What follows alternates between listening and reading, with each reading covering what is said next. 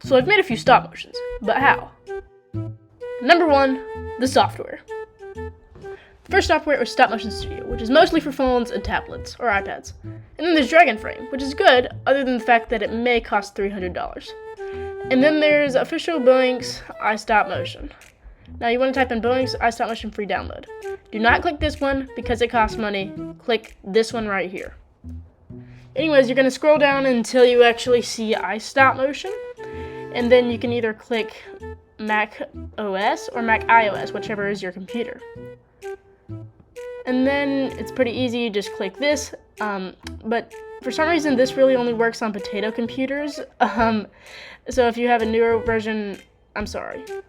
Number 2, planning. So people, whenever they make a stop motion, immediately just start animating, but that ends up looking like absolute trash. So I know making a story can be hard because I've sat at my desk multiple times just waiting for something to happen, but nothing does. So I have this list of stop motion ideas that I get from real life, and any jokes that I hear, I just write them down.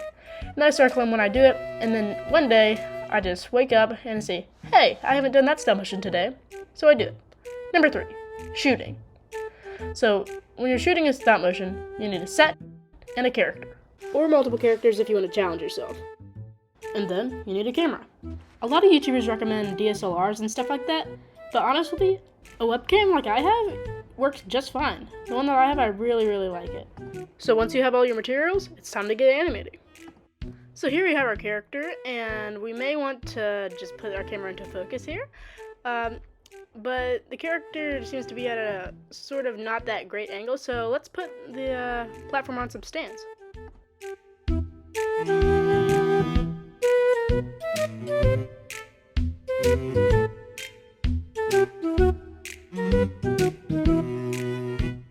And we'll place our little dude right about here.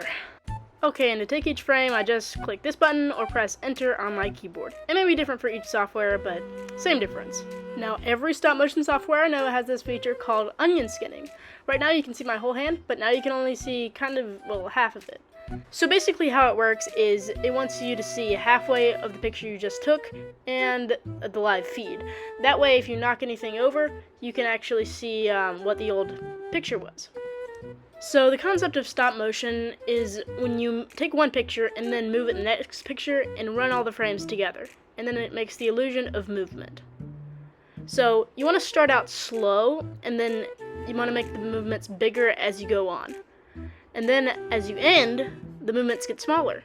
This is called easing in and easing out. I cannot push this point enough. It is really, really important in stop motion animation, and it just makes things look really nice and smooth.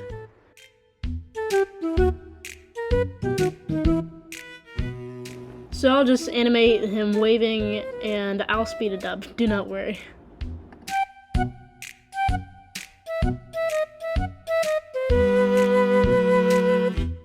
So at the end, I really like to ease out a lot, or technically a little. And then at the very, very last frame, I just like to barely touch it. That way it just gives it that nice final touch. Okay, so I guess let's watch it. There we go. Looks really nice. Also guys, my little sister started a stop motion channel. It's actually kind of cute. For some reason she called it Mrs. Sweet, so go please subscribe to her. Okay, that's it for this video guys. Thank you so much for watching. Goodbye.